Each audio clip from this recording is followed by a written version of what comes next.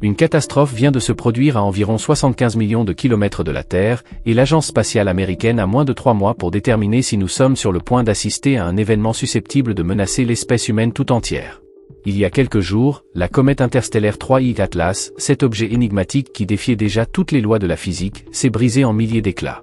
Ces fragments fonceront désormais vers notre planète à plus de 200 000 km/h, le plus gros étant comparable à un stade de football. Mais un détail tient les astronomes éveillés, il ne s'agit pas d'une désintégration ordinaire. Les comètes se désintègrent généralement lentement, sur des semaines ou des mois, la chaleur solaire affaiblissant leur structure. Dans ce cas précis, Atlas a explosé en moins de 8 minutes, libérant une énergie équivalente à celle de 47 ogives nucléaires détonnant simultanément dans l'espace. Le fait est que les comètes ne se désintègrent pas ainsi.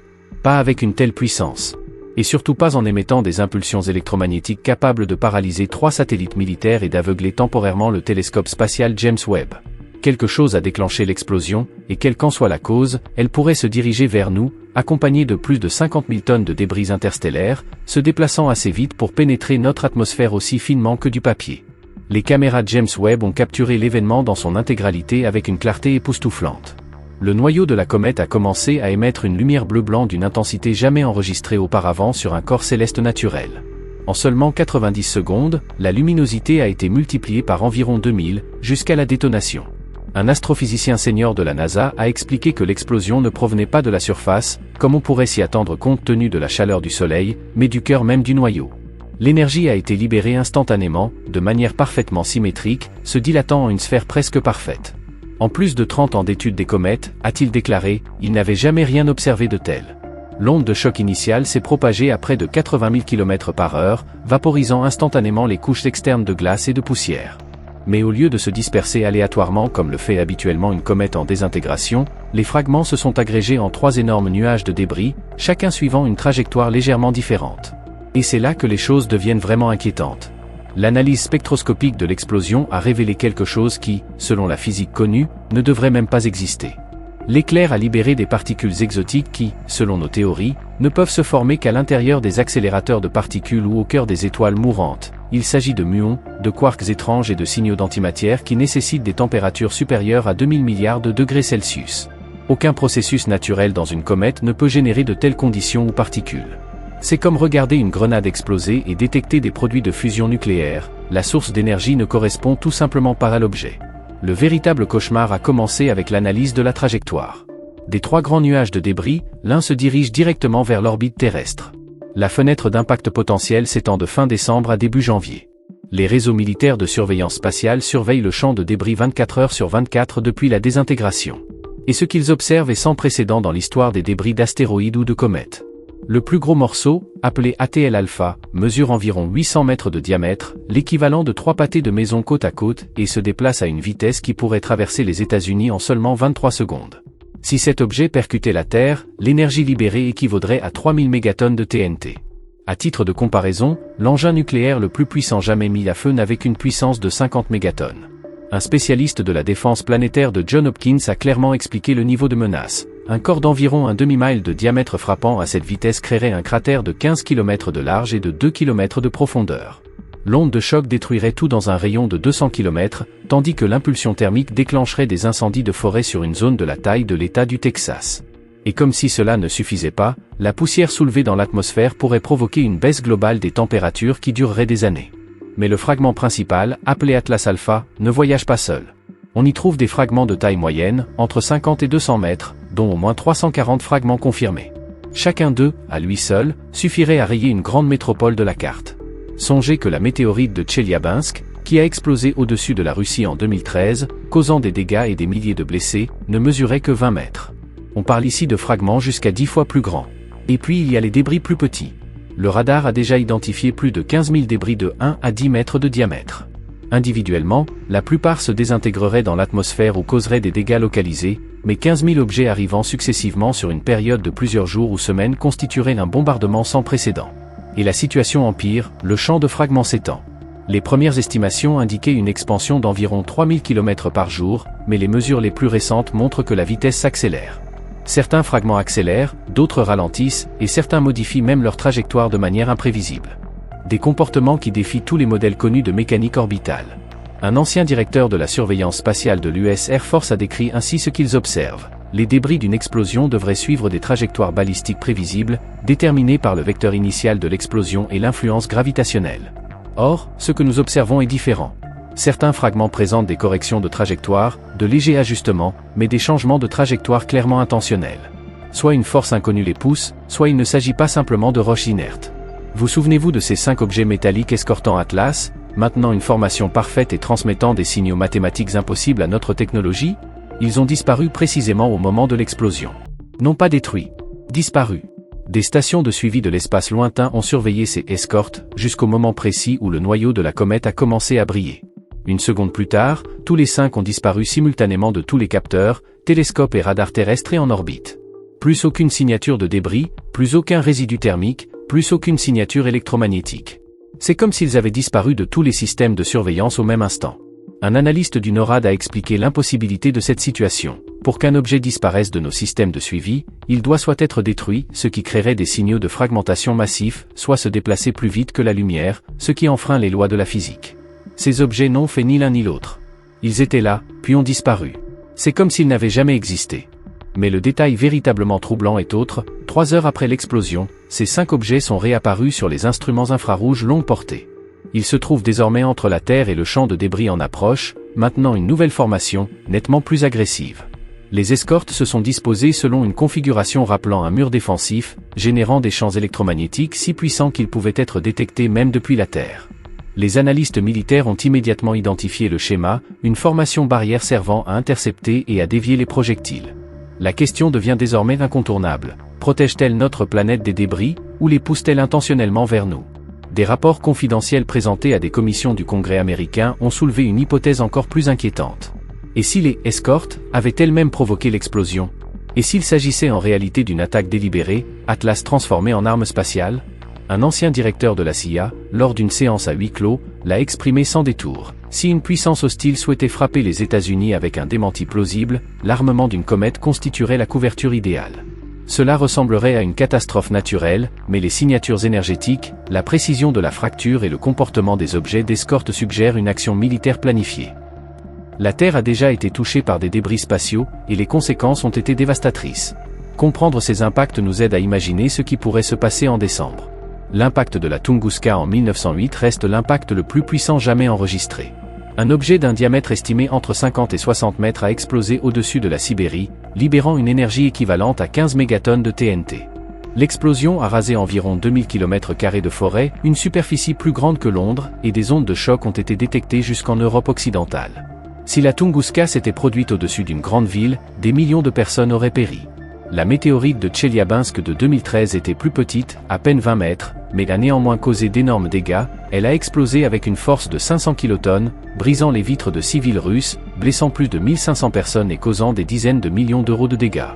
Le bang supersonique a été entendu jusqu'à 1000 km à la ronde. Considérez ceci, Atlas Alpha est environ 40 fois plus grand que l'objet qui a explosé à Tunguska et 3 fois plus rapide. Son énergie cinétique à elle seule serait 120 fois supérieure à celle de cette explosion dévastatrice.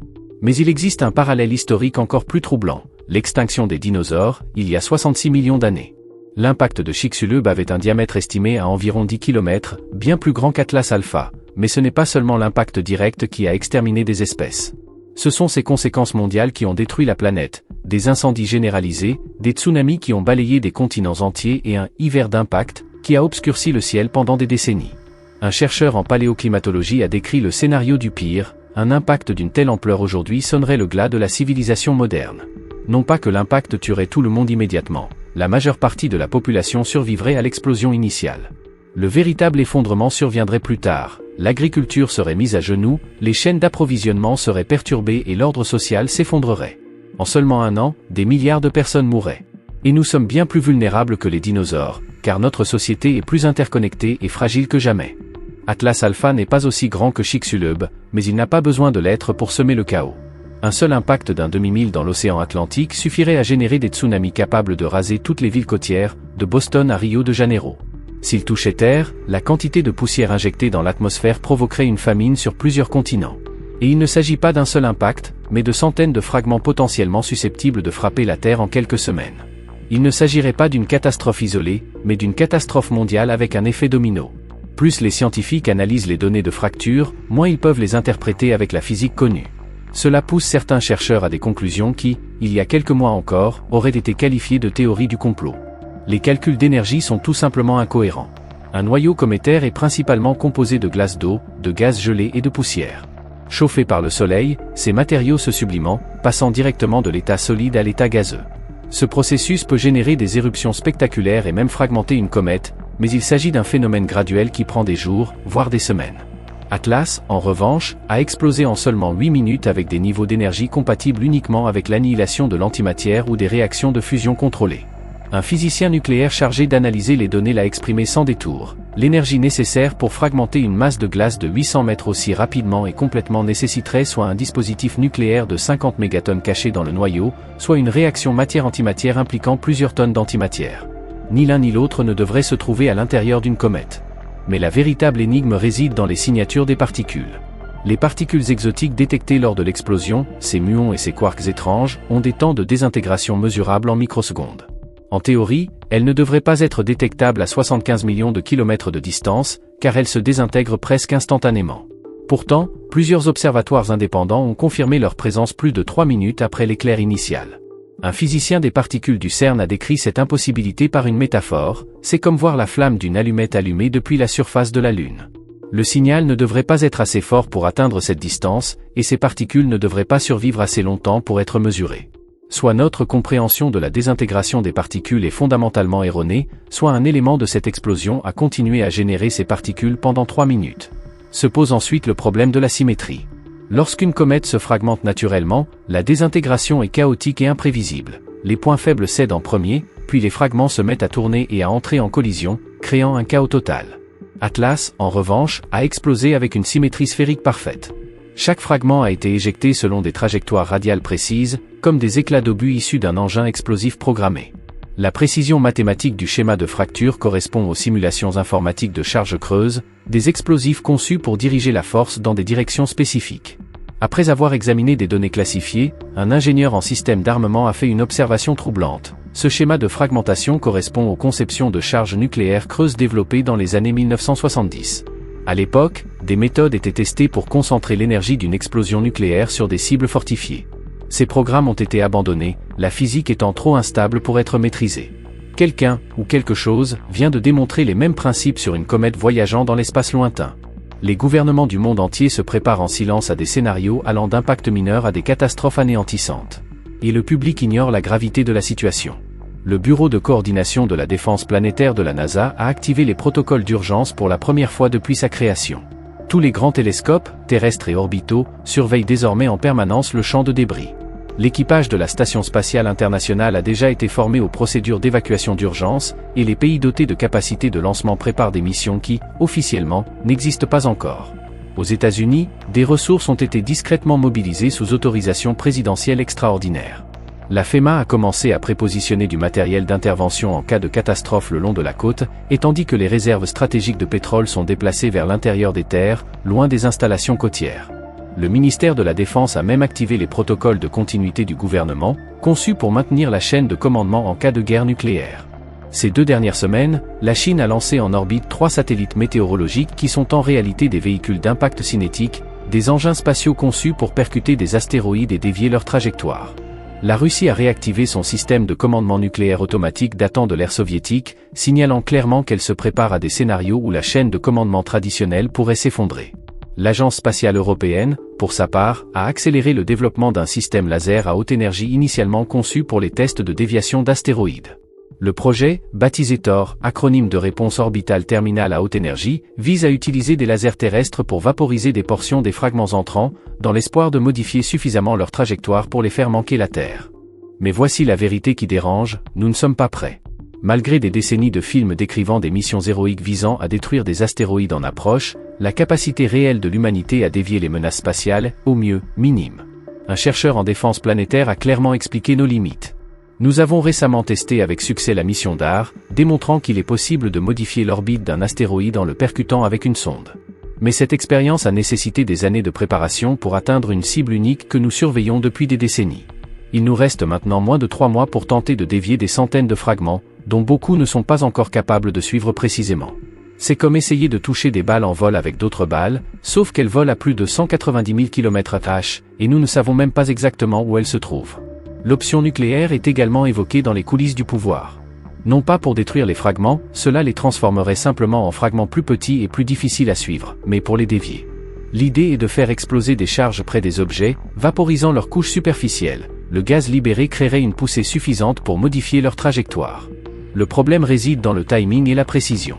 Si l'explosion se produit trop tôt, l'effet est dispersé. Si elle arrive trop tard, un seul impacteur de grande taille se transformerait en une pluie de fragments plus petits, capable de semer la destruction sur une zone encore plus vaste. Et le risque politique ne doit pas être oublié. Lancer des armes nucléaires dans l'espace, en période de forte tension mondiale, pourrait avoir des conséquences imprévisibles. Pendant ce temps, le champ de débris progresse inexorablement vers l'orbite terrestre, et chaque jour apporte son lot de découvertes qui rendent la menace plus complexe et urgente. Les modèles de trajectoire les plus récents prévoient 3 fenêtres d'impact différentes. Les premiers fragments pourraient pénétrer dans l'atmosphère terrestre dès la mi-décembre. Le noyau principal, qui comprend Atlas Alpha, devrait croiser l'orbite terrestre entre fin décembre et début janvier. Des débris résiduels pourraient continuer d'arriver sporadiquement jusqu'à la mi-janvier. Il ne s'agit pas d'un événement isolé, mais d'un scénario de bombardement qui pourrait durer 3 semaines, en plein cœur de l'hiver dans l'hémisphère nord, période la plus chargée de l'année, alors que les capacités d'intervention d'urgence sont déjà mises à rude épreuve. Les données de suivi les plus récentes ont permis de réduire les zones d'impact les plus probables. La trajectoire actuelle d'Atlas Alpha indique des points d'impact possibles s'étendant de l'océan Atlantique Nord à l'Asie centrale, en passant par l'Europe occidentale. Une marge d'erreur de 300 km représente la différence entre un impact océanique susceptible de provoquer des tsunamis catastrophiques et un impact terrestre capable de détruire des nations entières. Les fragments de taille moyenne présentent des plages de probabilité encore plus larges. Les modèles actuels prévoient des impacts répartis sur les 5 continents, avec des concentrations dans l'océan Pacifique, en Amérique du Nord et en Europe du Nord. Les responsables des secours élaborent des protocoles d'évacuation pour des scénarios qu'ils espèrent ne jamais rencontrer. Les villes côtières, de New York à Londres en passant par Shanghai, mettent à jour leur système d'alerte au tsunami. Les régions intérieures se préparent aux effets atmosphériques qui pourraient suivre des impacts majeurs, nuages de poussière, baisse de température et perturbations météorologiques.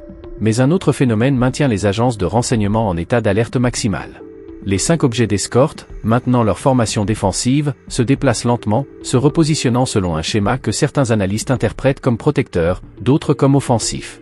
Les récentes émissions électromagnétiques de ces objets ont changé de fréquence et d'intensité, ajoutant une nouvelle incertitude à une situation déjà critique. Au lieu de transmission mathématique, ils envoient désormais des signaux qui, selon les cryptographes, pourraient être des coordonnées cibles ou des séquences de compte à rebours. Un ancien analyste de la NSA a décrit la situation ainsi. Le modèle de signal est passé de la communication à la coordination. C'est comme regarder une équipe de football se séparer et s'aligner pour une action. Quelque chose est sur le point de se produire. Et quoi que ce soit, c'est planifié à l'avance. Pendant ce temps, un phénomène profondément inquiétant se produit dans le champ de débris, et les découvertes des astronomes remettent en question tout ce que nous pensions savoir sur le comportement normal des débris spatiaux. 3 semaines après l'explosion initiale, les chercheurs ont constaté que certains fragments ne suivaient plus les trajectoires prévues. Ils ont d'abord pensé que cela était dû à des erreurs de calcul ou à des perturbations gravitationnelles provenant des planètes, mais à mesure que les données de suivi s'accumulaient, une tendance inquiétante est apparue. Certains fragments se déplacent activement. Un spécialiste en mécanique orbitale du JPL a décrit l'anomalie. Nous avons 23 fragments confirmés, dont la taille varie de 10 à 50 mètres, qui ont délibérément corrigé leur trajectoire, et n'ont pas provoqué des turbulences ou un dégazage aléatoire. Il s'agit de changements intentionnels de vitesse, comme s'ils utilisaient des systèmes de propulsion. Ces objets se guident eux-mêmes. Et ce ne sont pas des morceaux de glace cométaires aléatoires, ils sont tous composés du même alliage titane-vanadium improbable détecté dans les objets de rechange originaux. Les analyses spectroscopiques révèlent qu'ils sont métalliques, hautement réfléchissants et émettent des champs électromagnétiques de faible intensité identiques à ceux des 5 objets primaires. La vérité que personne ne veut dire, c'est que ces fragments ne sont peut-être pas des fragments du tout. Il ne s'agit peut-être pas de simples débris, mais de véhicules d'escorte supplémentaires, dissimulés dès le départ dans Atlas, activés et déployés après l'explosion. Mais ce qui est véritablement inquiétant, c'est leur comportement. Ces pièces métalliques se positionnent à des points précis de la trajectoire du champ de débris, presque comme des bouées de navigation ou des relais de signaux. Elles maintiennent des distances soigneusement calculées les unes par rapport aux autres, créant ainsi une grille qui s'étend sur des millions de kilomètres dans l'espace. Des radiotélescopes ont détecté des signaux de communication entre ces fragments et les 5 principaux objets d'escorte. Les schémas de modulation utilisés requièrent une technologie bien supérieure aux capacités humaines actuelles, peut-être la communication quantique ou quelque chose d'encore plus exotique. Un ancien ingénieur en communication de la DARPA a analysé les données interceptées et l'a clairement exprimé. Ces signaux voyagent instantanément entre les fragments, distants de quelques minutes-lumière. Soit ils ont résolu la communication quantique d'une manière que nous ne comprenons pas, soit ils utilisent une physique qui nous est inconnue. Une chose est sûre, ils se coordonnent. Il s'agit d'un véritable réseau. Plus choquant encore, certains fragments ont modifié leur trajectoire pour éviter tout impact avec la Terre. Au moins 7 gros fragments, qui étaient en trajectoire de collision avec des zones habitées, ont exécuté des manœuvres qui leur permettront d'éviter la planète avec une marge de sécurité importante. C'est comme si quelqu'un sélectionnait des cibles en fonction de leur point d'impact. Un analyste de la défense planétaire a soulevé une question des plus inquiétantes. S'ils peuvent dévier certains fragments de la Terre, ils peuvent également en guider d'autres vers des cibles spécifiques. Il se pourrait que nous assistions non pas à un champ de débris aléatoire, mais à une opération de ciblage de précision déguisée en catastrophe naturelle. Certains fragments ont fait l'inverse. Au lieu de ralentir sous l'effet de la gravité, ils accélèrent vers la Terre. 3 fragments, dont la taille varie de 40 à 80 mètres, ont augmenté leur vitesse d'environ 4800 km/h au cours des 2 dernières semaines. Une telle accélération nécessite des moteurs fusées ou un système équivalent. Le plus grand mystère concerne Atlas Alpha lui-même. Après l'explosion, le fragment principal, long de 800 mètres, aurait dû effectuer une rotation chaotique comme tout corps en désintégration. Au lieu de cela, il maintient une rotation stable, son axe le plus long pointant directement vers la Terre, une configuration qui maximise la pénétration atmosphérique et l'énergie d'impact.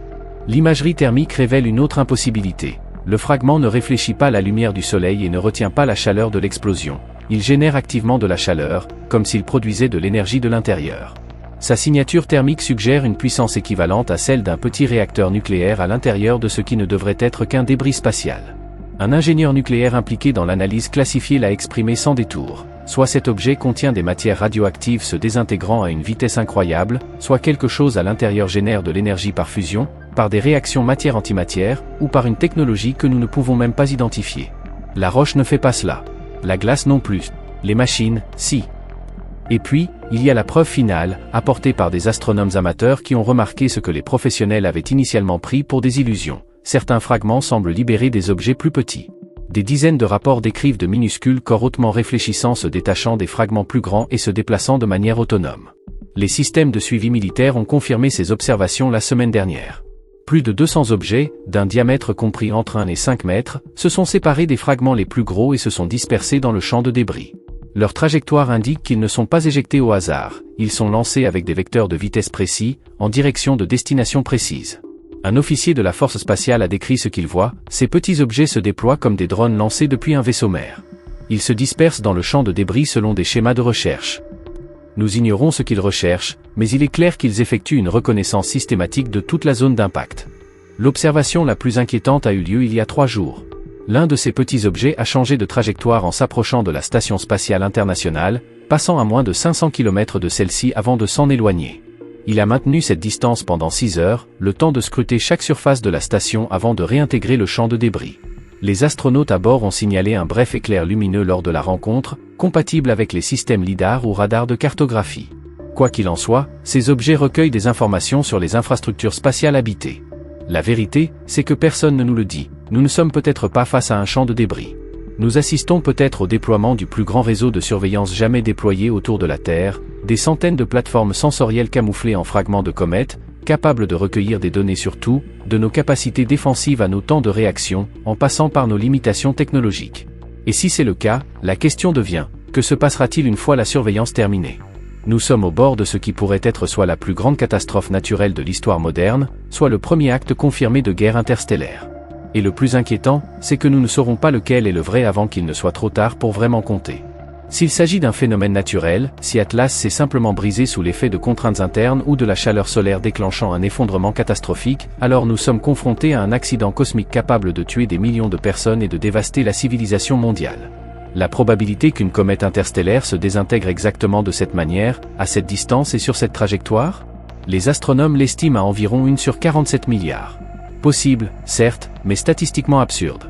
Si c'est artificiel, si ces pièces de rechange ont délibérément détruit Atlas, ou si la comète elle-même était un système d'armes, alors l'humanité est confrontée à une menace sans précédent. Cela signifierait être attaqué par une civilisation capable de manipuler la matière et l'énergie à des niveaux qui nous semblent magiques, sans défense et sans aucun moyen de riposte. Un astrophysicien de Harvard, qui suit l'affaire depuis le début, l'a exprimé ainsi: dans les prochains mois, nous saurons si nous sommes seuls dans l'univers et incroyablement malchanceux, ou si nous ne sommes pas seuls et si quelqu'un, quelque part, a décidé que nous sommes une menace, une ressource, ou simplement un obstacle. Dans les deux cas, tout changera, la façon dont nous nous percevons, notre place dans le cosmos, le sens même de la civilisation.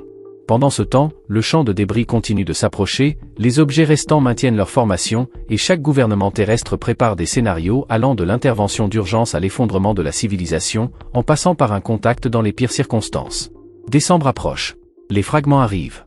Et l'humanité est sur le point de découvrir si elle est confrontée à l'indifférence de l'univers ou à quelque chose d'infiniment plus délibéré. Que pensez-vous qu'il se passe réellement? Une catastrophe naturelle ou une attaque calculée? Les données pointent vers des directions qui défient tout ce que nous pensions savoir. Et bientôt, la réponse arrivera, filant à plus de 210 000 km/h, droit sur nous.